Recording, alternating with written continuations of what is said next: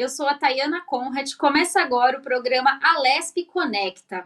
E hoje a gente vai conversar com o psicólogo clínico, o Sérgio Davi. Ele também é consultor em desenvolvimento humano e a gente vai falar com ele sobre um assunto muito importante: a importância do equilíbrio emocional nesse momento de crise tudo que o isolamento social acabou causando no psicológico da população de um modo geral.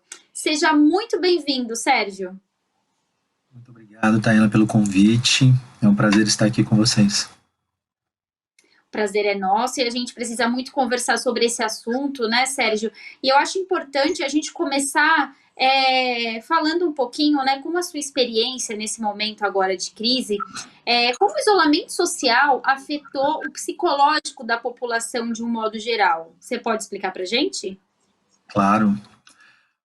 Bom, a gente precisa, nós somos seres altamente adaptáveis, né? O ser humano consegue se adaptar a muitas coisas.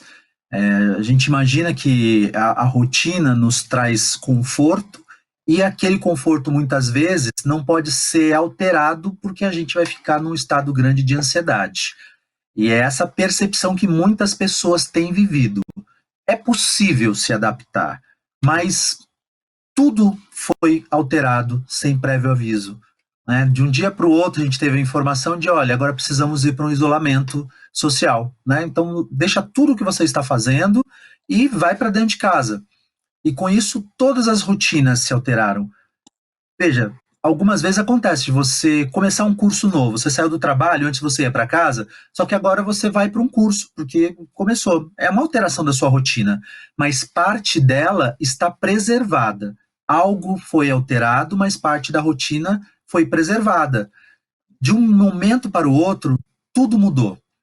E as pessoas não tiveram um tempo emocional de se preparar para isso. E isso traz uma ansiedade muito grande, principalmente pelo fato de eu não sei o que vai acontecer em seguida. Usando o exemplo do curso, quando você vai para um curso, você escolheu fazê-lo, você não sabe se vai ter bons professores ou não, mas você sabe o que você vai estudar, você tem informações sobre o que vem pela frente. Neste nosso cenário, a gente não sabe. Mesmo para quem continuou trabalhando, era de um formato que era completamente diferente do que se sabia até então.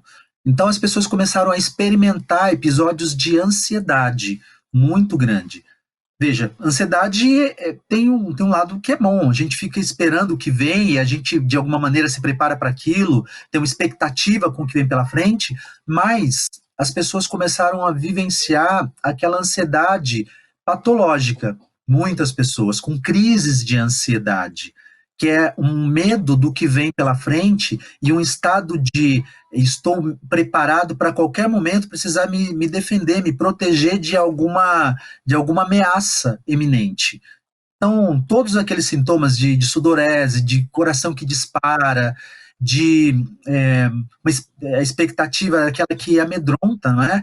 E isso paralisa as pessoas. Elas ficam, muitas vezes, sem condição de dar conta daquela nova rotina, ou daquilo que antes elas davam conta. O trabalho continuou para muitos, né, no home office, e as pessoas começaram a não ter possibilidades. Só para trazer um exemplo, eu atendo algumas pessoas numa empresa em que os líderes relataram que tiveram que lidar com isso, com os funcionários pedindo afastamento, porque eles não estavam conseguindo dar conta. Tá certo, Sérgio. E até dentro disso que você está falando, dos sintomas que o isolamento social traz, a ansiedade, o medo, a sudorese, você poderia explicar para a gente quais as síndromes podem surgir a partir desses sintomas, se eles não são tratados, se o indivíduo não vai buscar uma ajuda psicológica, ela pode vir a ter algum tipo de síndrome? Então, o que eu estava descrevendo até então eram sintomas de um quadro patológico que é a crise de ansiedade, que muitas vezes está associada ou vem ali como se fosse num combo, né, com a síndrome do pânico ou associado a uma depressão. São coisas que existem isoladamente, que pessoas desenvolvem, se manifestam isoladamente, que por si só já é bastante ruim, porque são situações limitantes, situações limitadoras. As pessoas, às vezes, dependendo da intensidade disso, ficam impossibilitadas de seguir com suas atividades, com a sua rotina, com a sua vida. Depressão é uma coisa muito séria e é muito silenciosa. As pessoas, elas muitas vezes não percebem o que está acontecendo, porque triste todo mundo fica.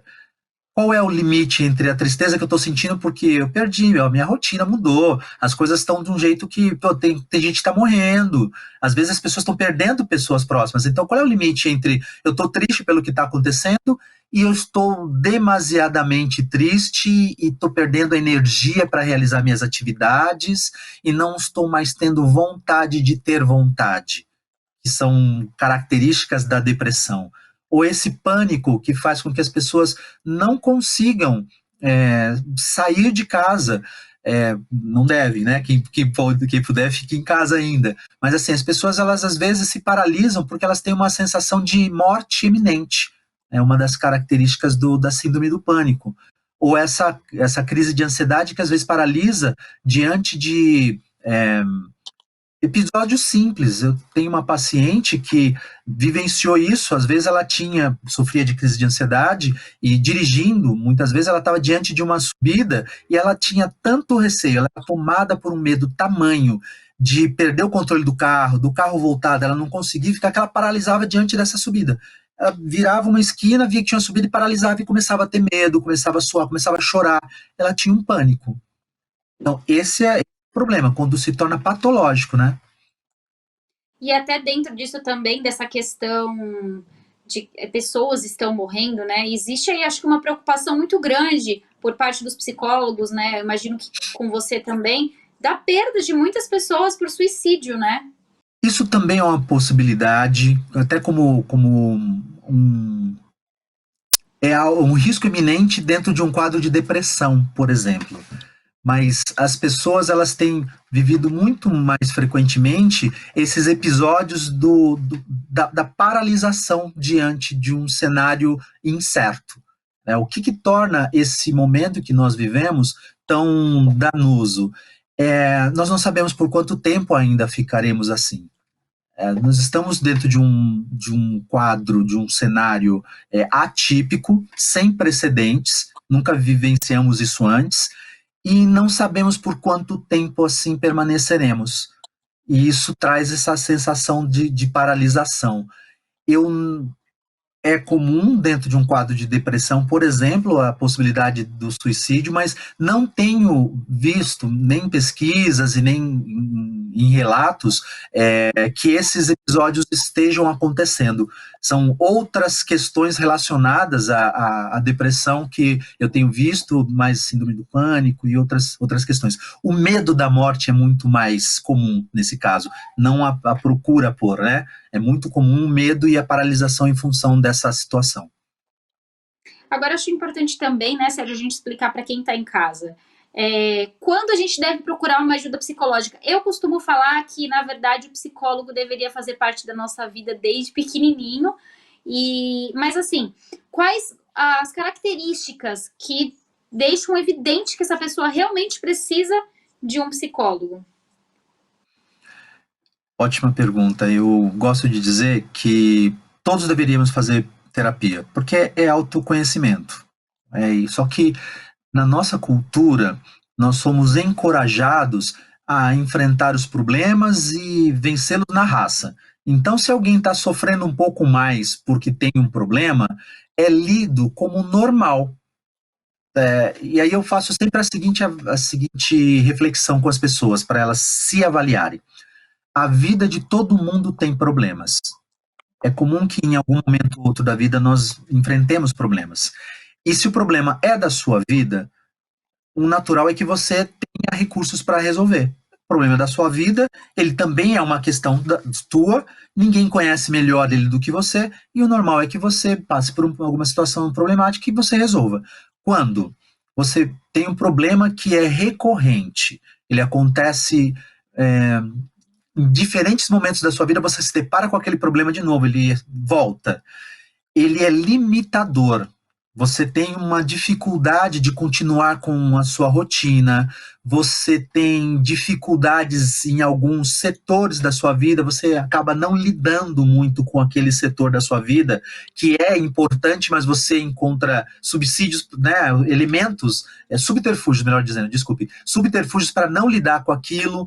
Quando você não consegue esconder das pessoas, né, fica externalizando que o problema existe, que aquilo te angustia, que aquilo te causa alguma limitação, desconforto, algum dissabor, esse é o momento de você procurar terapia. Porque a gente ficar mais preocupado no momento, porque estou passando por um problema, ok, daí a pouco eu encontro a solução e resolvo, esse é o esperado. Quando eu não dou conta do problema e eu não dou conta nem de contê-lo comigo, ele está do lado de fora, eu preciso procurar por ajuda. Esse é um momento, né? Conversar com meu amigo na mesa do bar tomando cerveja não está bastando. Procurar o apoio de alguém próximo, né? Um colo, não está resolvendo. Ouvir um conselho de alguém não está resolvendo. Eu preciso procurar por ajuda especializada.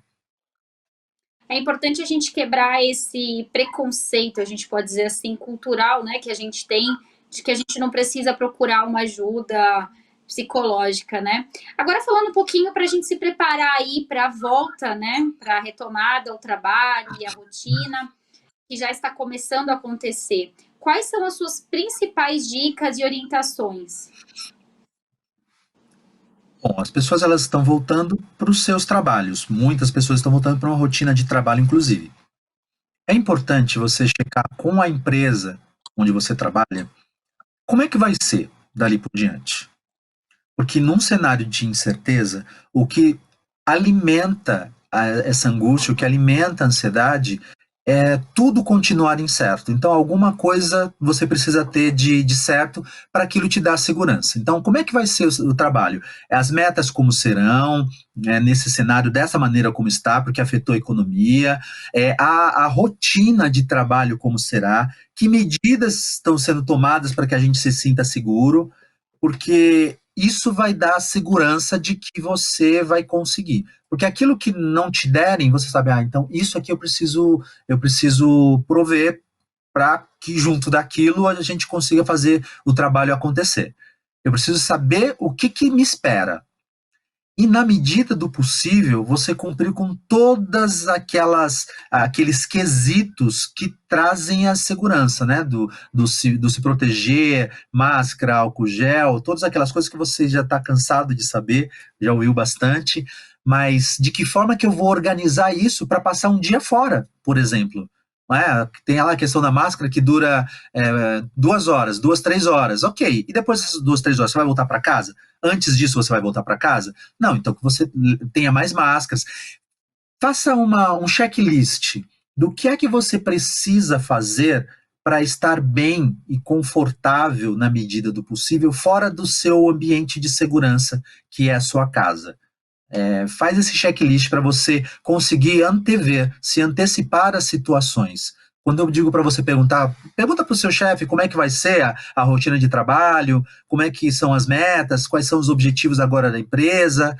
Quando digo isso, é para que você consiga se antecipar àquilo que pode te pegar de surpresa. Nós já temos coisas demais nos pegando de surpresa, já temos a vida em casa, que para muitos está difícil. Falamos sobre o adoecimento, mas tem gente que não está adoecendo, mas está bastante angustiado com o que está vivendo, né? Não é à toa que o número de feminicídios aumentaram, né? Aumentaram os divórcios, as pessoas não estão dando conta. Pode ser que não estejam sofrendo terrivelmente a ponto de adoecer, de ter uma questão mais séria, mas tem um sofrimento aí. E tudo que vem pela frente nesse retorno vem acompanhado dessas questões, que essas não estarão resolvidas, né? Então eu preciso fazer por onde minimizar o desconforto do voltar para a minha vida normal. Sérgio, você até comentou com a gente no começo da entrevista que você presta também um serviço para as empresas. Seria muito importante que os gestores fornecessem nesse retorno, né, uma consulta psicológica para os seus funcionários, não é mesmo?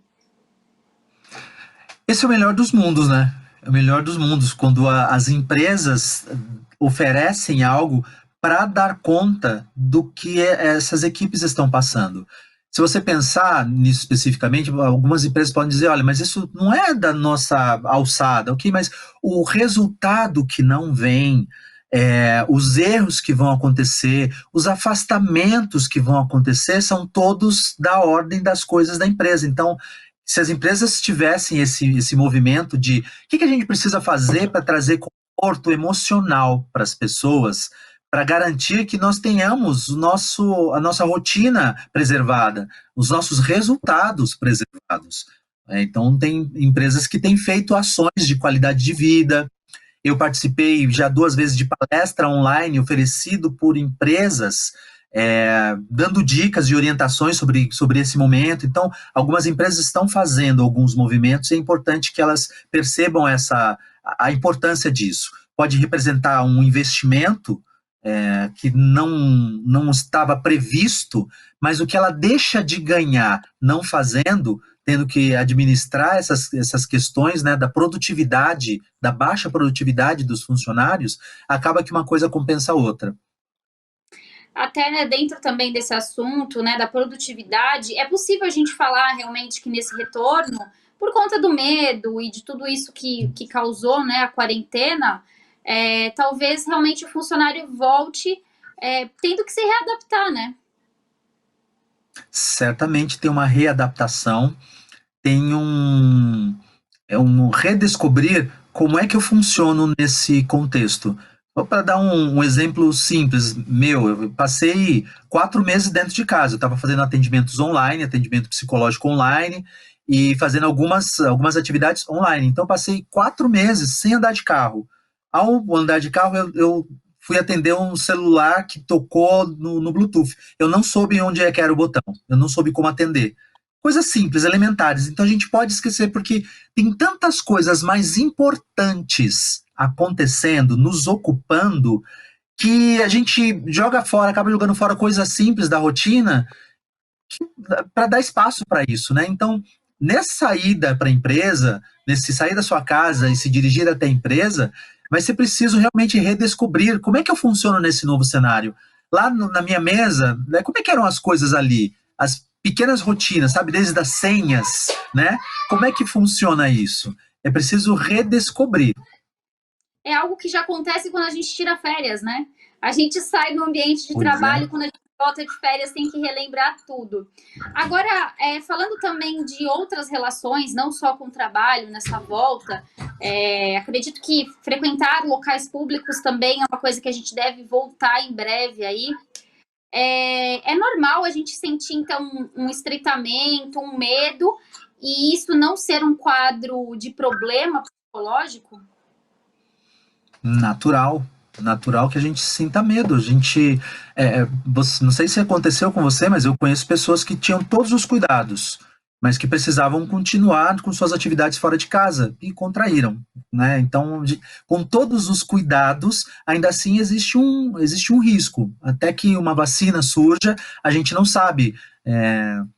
Não está escrito na testa das pessoas, né? Olha, tenha cuidado comigo porque eu posso, né? Estou assintomático, mas estou né, transmitindo aqui. Então esse medo é normal e medo tem uma função, né? Medo tem uma função. Se eu não tiver medo do fogo, eu me queimo. Então é esse receio, essa preocupação, essa precaução que continuará garantindo que as pessoas vão se cuidar. É importante que se cuidem ainda, porque se tudo realmente for para um espaço de normalidade, a gente afrouxa todas as medidas de segurança. Isso não pode acontecer. Mesmo os países lá fora que fizeram um excelente trabalho na contenção, né, da disseminação da doença, e já puderam voltar para a vida social, já estão vivendo históricos de, olha, acho que está aumentando o número de casos, a gente precisa fazer um novo isolamento. Né? Tem países que tiveram sucesso nisso, mas que já estão vivenciando isso. Porque quando baixa essa guarda, a gente começa a ficar imprudente de novo, né? A gente quer Sim. esquecer que isso aconteceu. Então a gente fica imprudente porque deixa de lado essas medidas de segurança. Agora, por outro lado, a gente sabe que tem pessoas que estão muito inseguras, né, de voltar a trabalhar, ou de sair de casa, ou de fazer suas atividades. E quando ela precisar voltar para o trabalho, isso vai ser um grande problema. O que você indica para uma pessoa que está nessa situação? Bom, em primeiro lugar, é importante que ela encontre um lugar, um espaço para dar vazão a toda a tensão. Eu recomendei inúmeras vezes, em diferentes entrevistas que eu dei, para as pessoas encontrarem atividades que sirvam para distrair, para aliviar a tensão, porque se eu ficar no estado, no modo tensão o tempo inteiro, realmente o medo do que vem pela frente, ele fica redobrado. Aí realmente a ansiedade fica muito elevada. Então, a primeira coisa importante é que as pessoas não fiquem o dia inteiro atrás de notícias. Porque tem sido o prato cheio dos jornais, né? Então, que a pessoa escolha um jornal que ela confie e que ela possa, então, se munir de informação daquele jornal. E que o dia dela, mesmo dentro de casa, mesmo antes de voltar para a rotina, possa ser ocupado com outras coisas da vida prática. Porque dentro de casa a vida tem um ritmo. A gente tem que arrumar casa, tem que se relacionar com as pessoas. A gente continua fazendo algumas coisas. E eu não posso estar o tempo inteiro só pensando nisso. E aí, atividades que aliviam a tensão, atividade física, culinária, vai cozinhar, né? Em casa aqui, minha filha vai sair uma mestre cuca, porque ela aprendeu tanto a cozinhar, ela tem 10 anos, se dedicou tanto a cozinhar com a mãe, que ela aprendeu várias coisas. Então, assim, é preciso encontrar atividades que ocupem a sua cabeça de tal maneira que, ao precisar enfrentar essa nova etapa, que será natural em algum momento, será necessário voltar para a vida fora de casa, a ansiedade não esteja nesse nível tão alto, esse estresse tão alto, que me coloque em colapso.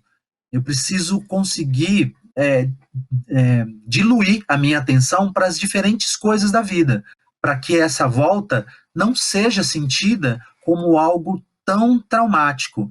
E aquilo, o que você puder fazer para entender como será essa volta, para antever, para se prevenir das coisas, faça, vai entender com o teu chefe, vê o que você pode fazer. Tem empresas que estão parte do tempo em casa ainda e outra parte do tempo indo para a empresa, vai 2 vezes por semana, primeiramente, negocia ver se é possível, né?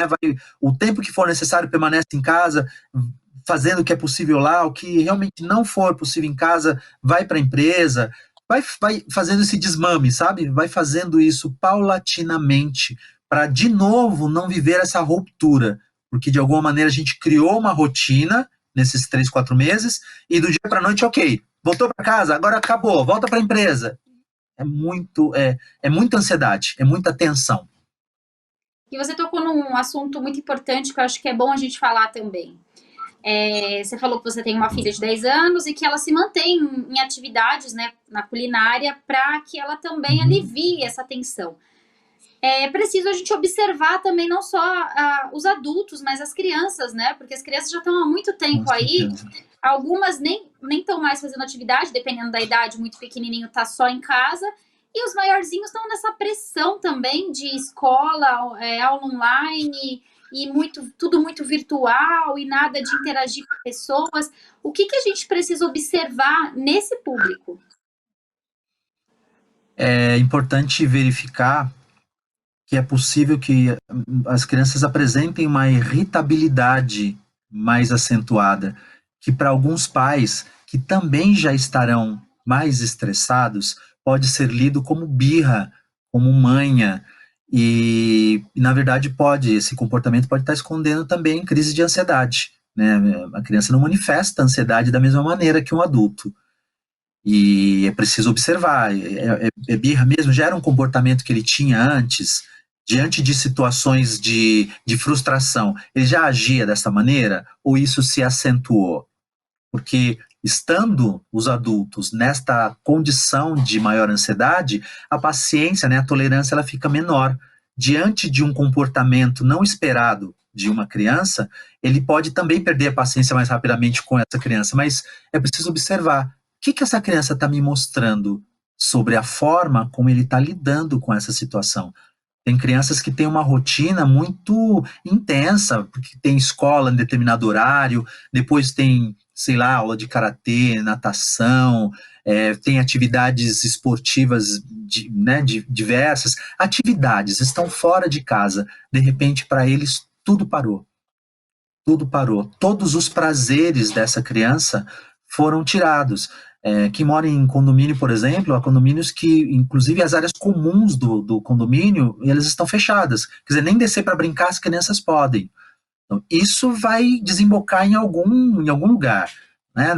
As relações vão ficar muito sensíveis, muito à flor da pele. Essa criança vai começar a apresentar sinais de irritabilidade que podem denunciar aí uma ansiedade elevada. E a gente pode falar que além da irritabilidade, da birra, da manha, o que mais pode ser um sinal de alerta? Tristeza acentuada, né? A criança fazia tanta coisa e ela tinha tanta energia, gostava tanto de determinadas coisas que agora ela não está fazendo mais. A gente manifesta de diferentes formas, não é? E criança também tem depressão. Então é preciso pensar nisso. Só que é importante dizer aqui que a gente foi logo falando sobre patologias, mas muitas pessoas que estão sofrendo, adultos, adolescentes, crianças, muitas têm sofrimento, mas não estão em níveis patológicos. Mas, por ser sofrimento, a gente precisa cuidar. Porque, veja, a nossa casa é o nosso espaço de segurança. Né? Se tudo deu certo, você pôde morar no lugar onde você queria, você organizou sua casa do jeito que você queria, colocou ali as coisas de uma maneira para se sentir acolhido por aquele espaço. E você convive com as pessoas que você gosta, com quem você mora. Quando a gente não está conseguindo mais se entender, a gente precisa ter um olhar de cuidado para essas relações, porque isso vai passar. E quando tudo isso passar, nós continuaremos a nos relacionar com essas pessoas. Então a gente precisa ter esse olhar de apoio uns com os outros, de procurar fazer coisas juntos, de pais, já que tem um tempo maior, digo maior porque não tem o tempo do deslocamento para a empresa, muitas vezes, pode talvez dedicar um tempo para sentar com essa criança e brincar com ela. Eu sei que quando você vem para dentro de casa, e tem o trabalho dentro de casa, essas coisas se acumulam de um tamanho que a gente não sabe muito como separar, mas estabelece horários, períodos para você trabalhar, 20 minutos que você pare, para você aliviar a tensão do trabalho, dá atenção para essa criança, porque senão ela também não te deixa trabalhar, e ela não é responsável por isso, ela não está insensível às suas responsabilidades, ela está manifestando da maneira que ela conhece, que ela consegue, que ela também está sofrendo, que ela está sem atenção, e uma atenção que ela achava que tinha antes, nos momentos em que ela voltava das atividades dela, que você pegava ela de carro e ia lá buscá-la, ela tinha sua atenção, agora ela não está tendo. Então a gente precisa cuidar uns dos outros, procurar atividades que a gente possa continuar fazendo juntos em casa para manter essa relação de afeto preservada. Eu acho que esse ponto que você falou de cuidar um dos outros é realmente o grande legado, né, que toda essa pandemia acho que vai deixar, né? A gente vai ter que olhar mais para o outro. Acho que não só os filhos e quem divide a nossa casa, que é da nossa família, mas também no ambiente de trabalho e de um modo geral, a gente vai ter que se preocupar um pouco mais um com o outro, né? Sérgio, a gente vem chegando ao fim do nosso programa, mas eu queria agradecer aí a sua participação, os esclarecimentos, e já estendo o convite para uma próxima oportunidade também. Muito obrigada, viu? Muitíssimo obrigado pelo convite, pela oportunidade. Estou à disposição. Quando precisar, é só chamar. Obrigada. Esse foi mais um Alesp Conecta. Se você quer rever esse programa ou qualquer outro da Rede Alesp, acesse a nossa plataforma do YouTube. Até o próximo programa. Tchau, tchau.